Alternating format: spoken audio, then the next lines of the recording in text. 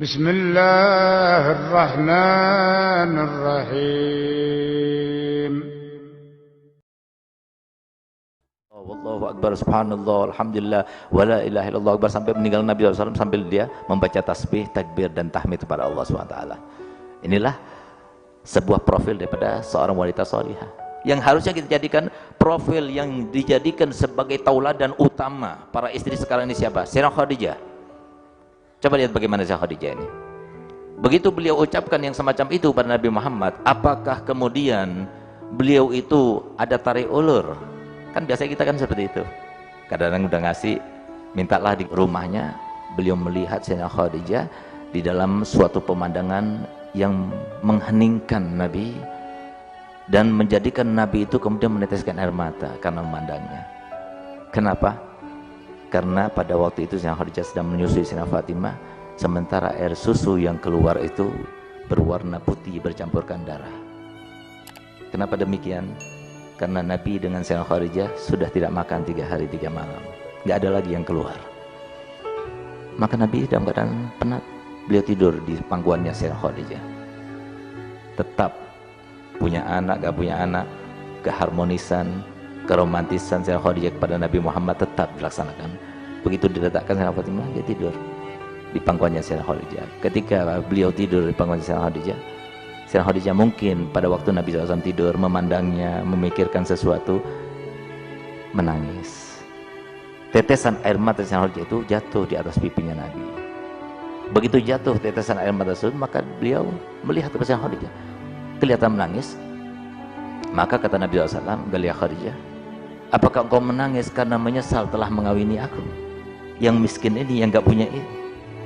Yang kamu dulu adalah seorang wanita yang luar biasa, punya uang banyak, rumahnya bagus, dan keadaan sekarang kamu punya suami aku seperti ini."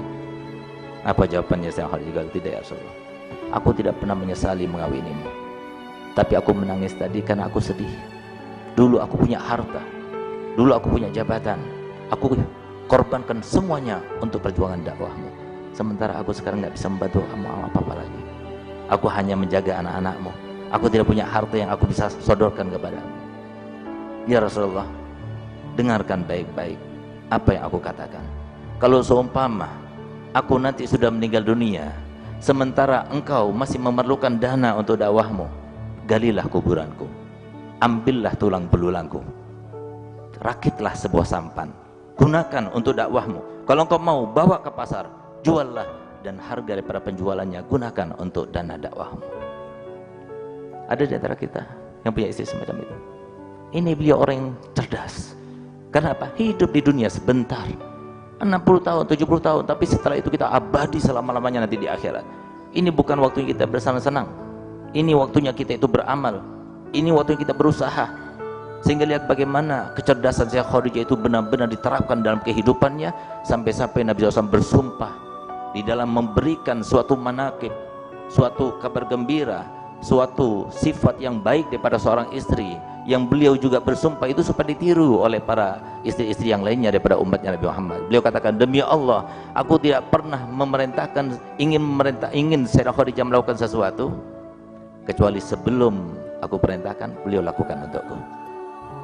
Lalu beliau bersumpah lagi, "Demi Allah, tidak pernah aku mendapatkan dari Sayyidah Khadijah suatu perkataan, suatu tindakan yang membuat pikiranku susah, sedih, apalagi sampai galau."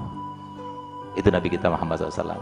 Bahkan subhanallah, sampai pada detik-detik akhirnya, disinilah kita itu bisa pastikan bagaimana kita meninggal, bagaimana kita mengisi kesehariannya. Sayyidah Khadijah pada saat itu dalam keadaan sakaratul maut, sudah tidak kuat lagi, tersenyum pun sudah tidak kuat, bergerak sudah tidak kuat. Di saat itulah beliau itu meneteskan air mata, didampingi oleh Sayyidah Fatimah dan Sayyidah Ummul Kulsum, 2 putrinya yang belum kawin pada waktu itu. Sehingga begitu Sayyidah Fatimah melihat ibundanya tercinta menangis, maka beliau katakan, "Gal, wahai ibu, apakah engkau merasakan sakit?" "Gal, tidak." "Kenapa engkau menangis?"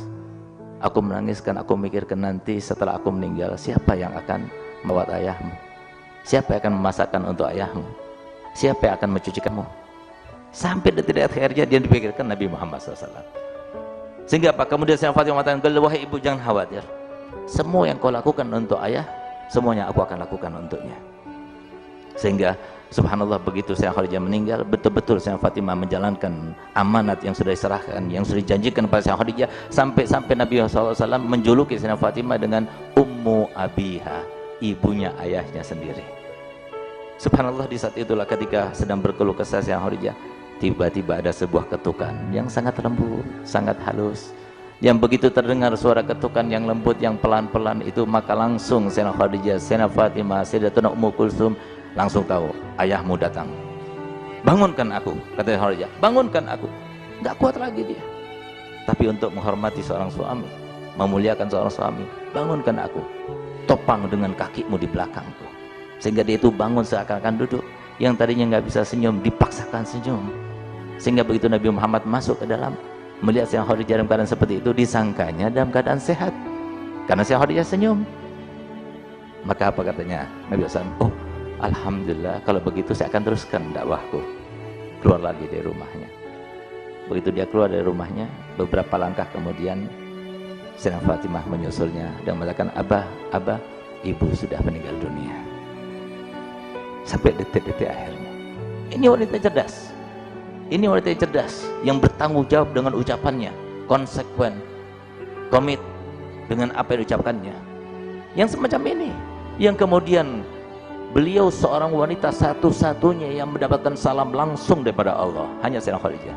Satu-satunya wanita yang mendapatkan surga yang sangat indah, beda daripada surga-surga yang lainnya, adalah Sayyidah Khadijah. Semua berkat apa? Berkat keikhlasannya di dalam benar-benar menjalankan fungsinya sebagai seorang ibu. Bahkan kita kan selalu mendengar bahwasanya Sayyidah Khadijah itu mendapatkan salam daripada Allah SWT. Di mana didapatkan? Biar kita paham.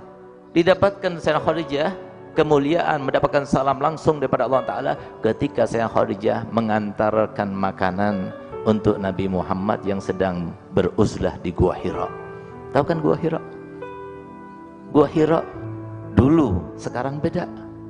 Aksesnya itu sudah dibuat sedemikian rupa sehingga kita itu bisa naik ke atas sana. Saya waktu naik ke atas sana, saya berkata kepada teman-teman, ayo kita akan naik ke sana, tapi supaya kita nggak isi dengan isi kosong, biar kita itu ada maknanya. Ibadah ini kita jalan ke atas, kita sambil baca rotib ya, kalau bisa rotib haddad sama rotib atos ya. Oh iya, ayo sama-sama. Masya Allah, baru kita naik berapa saat saja nggak bisa kita teruskan rotib haddadnya. Kenapa? Ngos-ngosan. Naik ke atas nggak bisa, ngomong aja nggak bisa. Kenapa? Curam naik ke atas tinggi. Itu sudah akses yang dibuat. Sayyidah Khadijah pada waktu ngantar makanan kepada Nabi Muhammad, Sayyidah Khadijah dalam keadaan hamil 9 bulan. Tidak ada akses yang ada sekarang ini. Beliau ditinggal oleh Nabi SAW dalam keadaan anaknya dia yang ngurusnya, anaknya dia yang merawatnya, anaknya dia mandikannya, anaknya dia mendulangnya, semuanya. Nabi Muhammad dalam keadaan tenang dia beribadah. Tidak kemudian direcokin oleh seorang istri yang di dalam dakwahnya itu perkara anaknya dan sebagainya. Tidak, anakmu jangan kau pikirkan, biarkan aku yang ngurus semuanya. Berangkatlah, ambillah kesenanganmu, apapun yang kau ingin lakukan, lakukanlah, jangan pikirkan aku. Subhanallah. Di saat itulah ketika beliau itu bertemu dengan Nabi SAW, maka Jibril datang. Kemudian dia berkata kepada Nabi Muhammad, ya Rasulullah, sampaikan salamku.